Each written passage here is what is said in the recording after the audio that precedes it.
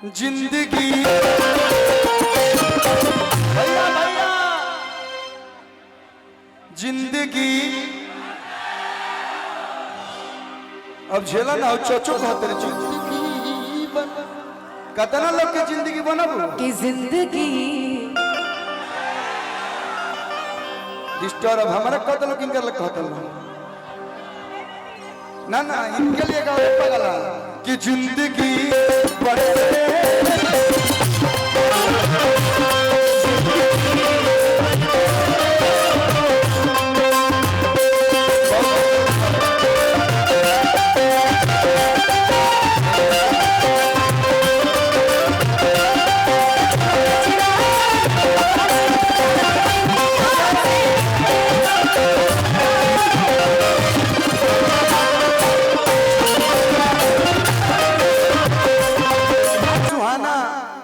आज की रात है। इस रात में मैं बस एक ही बात बोलूंगा कि देहिया से देहिया हर तनी साटे दाना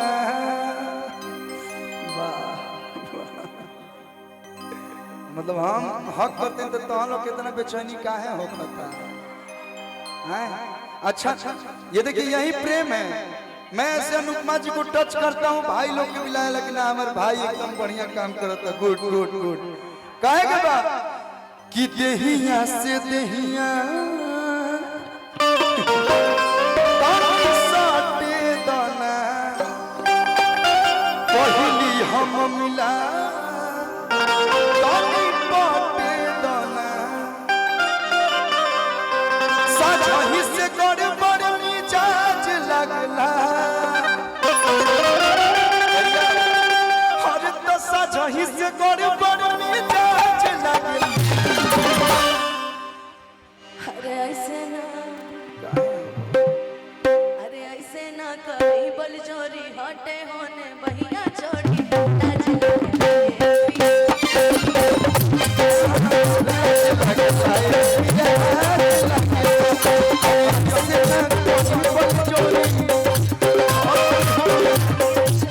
लाज तनी या तो भैया भैया एक बार जो साउंड वाले भैया एक बार आप मंच पे आ जाइए। जो भी भैया यहाँ का जो आउटपुट आपका बहुत अच्छा है इनपुट थोड़ा कर लीजिए। हाँ वोकल नहीं आ रहा है आई नो मैं समझता हूँ मैं समझ रहा हूँ आपकी फीलिंग को समझ रहा हूँ मैं क्या करूँ मेरी भी मजबूरी है कि दहिया से दहिया तनी साटे दाना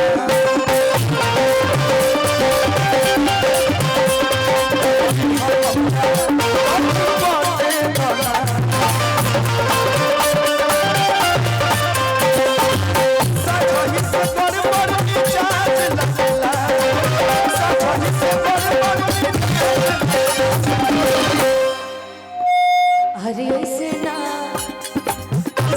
कभी बल जोरी हटी होने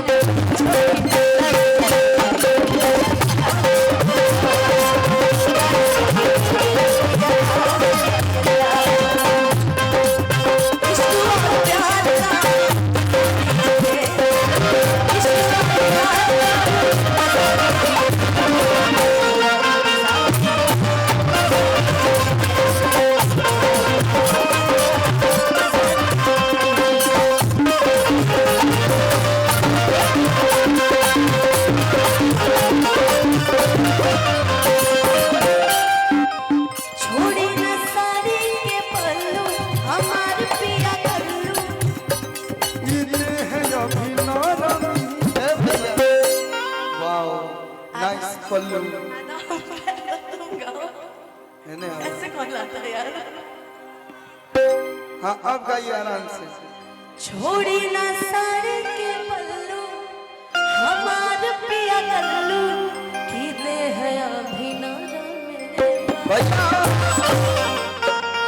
यार बहाना बनावा था कुछ हो जाए आज रात में इनके ना छोड़ा जाए मतलब रात में आज आपका जवाब दिया जाएगा। आप कुछ भी मत सोचिए मैं बहुत शरीफ लड़का हूँ। हम सोचते नहीं हम सीधे सुना देते हैं। सुना कि आज तो हर न कोनो बहाना चली तरस चूसे दो भवरा के कांच कली मौसम दयाज तक बाज लगला कि मौसम दयाज तक बाज लगला ऐसे ना कर जोड़ी हटी हो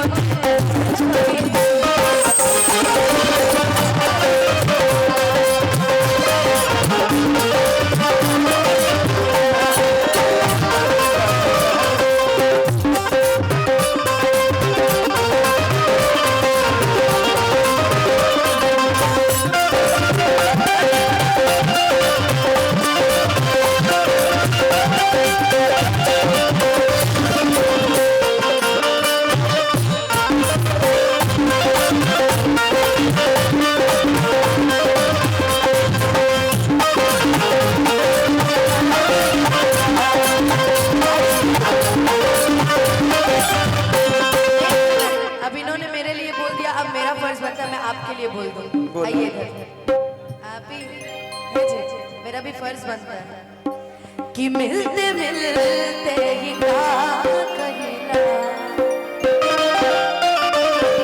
कैसे फीलिंग जगा गहिला दुनिया के भुला के हम तारे में हो गई तुम।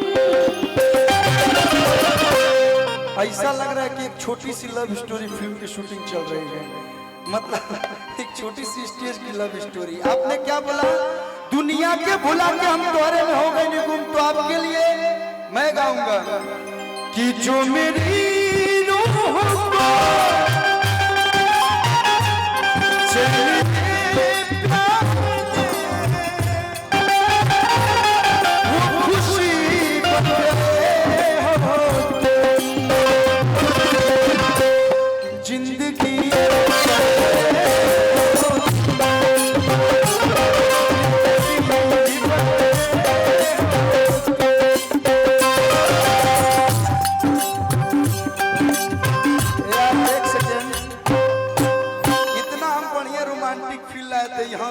मतलब हम जॉनी लीवर लागत इन देखे में करा आए इतना प्यारा समय पोज बना रहा हूँ, आप हंस दे रहे हैं कि जिंदगी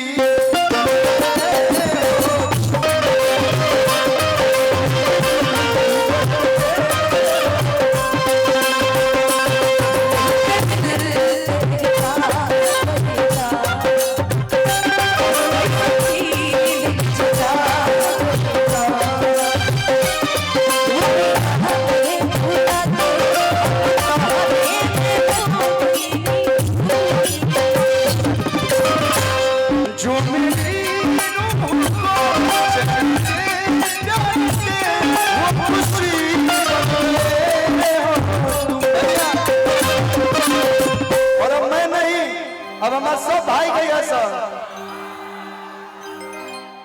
जिंदगी भैया भैया जिंदगी अब झेला ना हो चोचो कहते रहे जिंदगी कतना लोग के जिंदगी बनब कि जिंदगी डिस्टर्ब हमारा कत लोग इनकर लग कहते ना ना इनके लिए गाओ पगला कि जिंदगी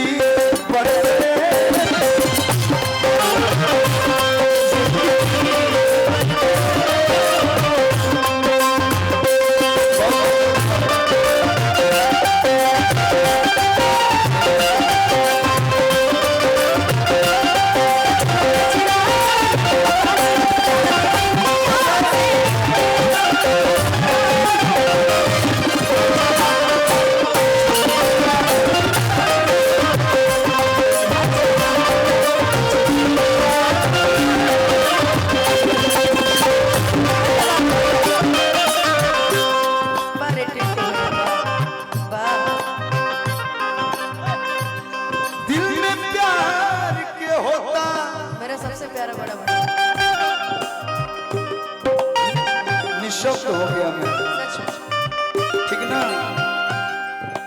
क्या हुआ? मेरे दोस्तों नहीं मैं ले लिया हूँ। दिल में प्यार के होता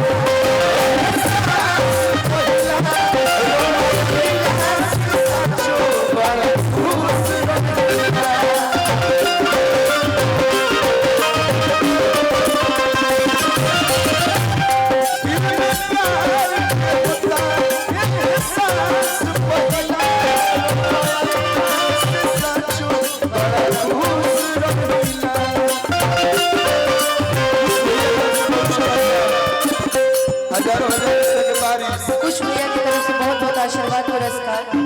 कोई की बात आज कल नहीं मेरा लाइन सुनो। जय बिक्की रे बाबू अभिजीत थमा दुलरुआ सुनो इधर आइए। हो जय धीरे धीरे तू खास होत बारू जय जय दिल के पास होत बारू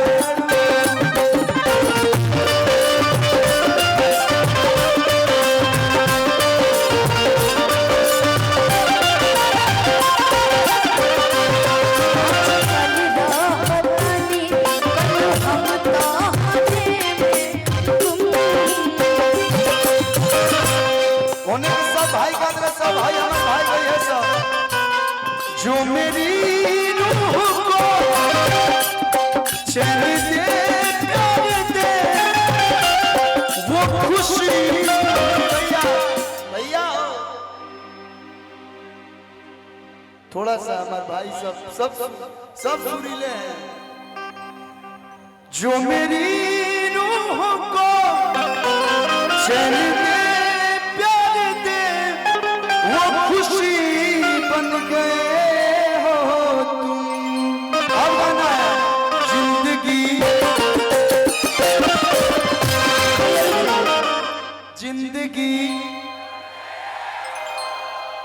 जिस हिसाब से यहाँ पे पब्लिक है देखा। एक सेकंड सुनिए लोग खाली तनी हटो बाबू।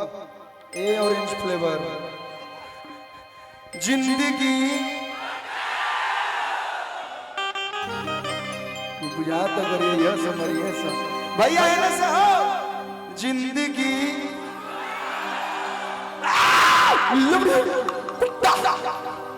क्या काय लगता बाहुबली के विलन में अब है ना से तो जिंदगी बन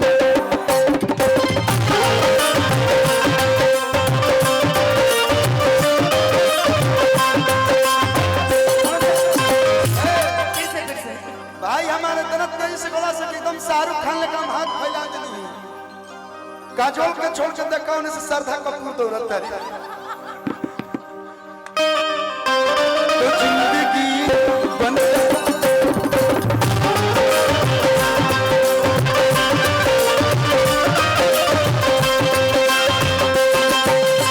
श्रद्धा कपूर को नहीं बुलाओगे क्या?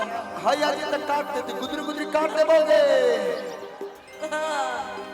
काट दोगे तो जिंदगी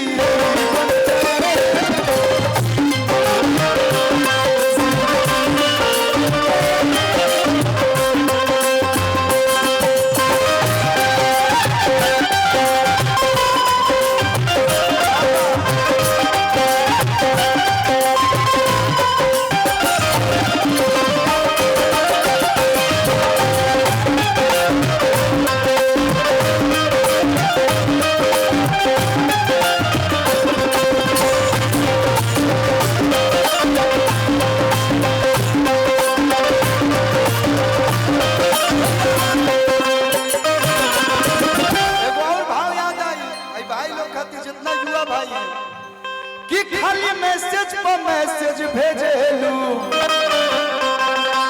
फोन पर बतियावे लू कोई वादा कोइलू मिले के मिले ना आवे। आज इंस्टाग्राम रील्स का जमाना है। ए पई गाना वायरल भइल थुन बहुत अच्छा गाता और डांस बहुत अच्छा करता है। हाँ खुश रहो इसे डांस करो देखो डांस अच्छा करता है बहुत सुंदर। कितना साल का है? है देखा मौसी आई भी अनु मौसी तारा बहन के लड़का कितना ईयर के बा 4 साल के है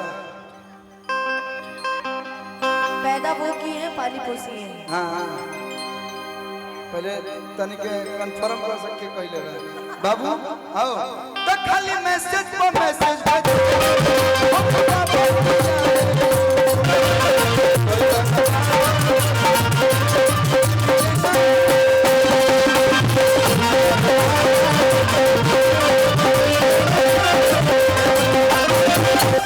हम सोचबोगे रोशन भैया, हम सोचबोगे कि 7-8 बरिस में हम ही मारत हैं, ये तो हमरों के फेल कर दे। 4 बरिस में तनी मनी ऐसे मारा था ना।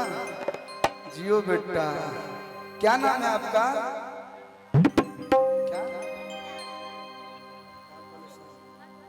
क्या तुम उसी बार तोरा के नाम नहीं। बहुत अच्छा डांस किया आप, करते रहिए। तो खाली मैसेज पर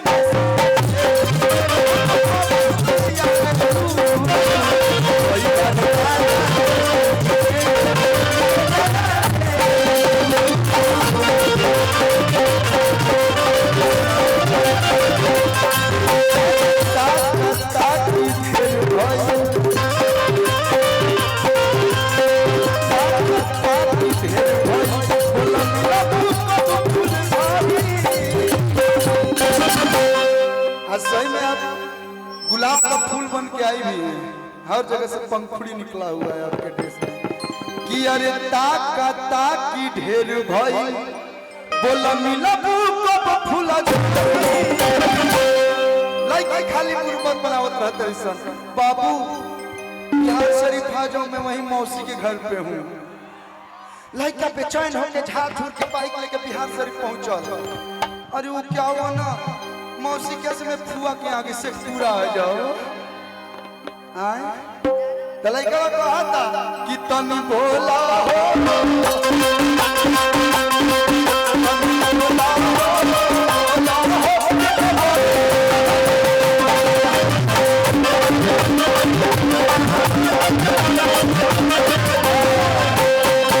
बोलबू तो हमने जो सच्चा आशिक के रोग पड़े लगा भैया बदुआ दे दे जा थिरा जाइबू दिल तुरबू ते गई बात करी हम बोला तनी कि लौट हरता हर जदी रोई लौट हरता हर जदी रोई तहारा लइका ना होई हाला जे हई नवादा में होई मगा छछैती ना। अरे हाला जे मोहल्ला में होई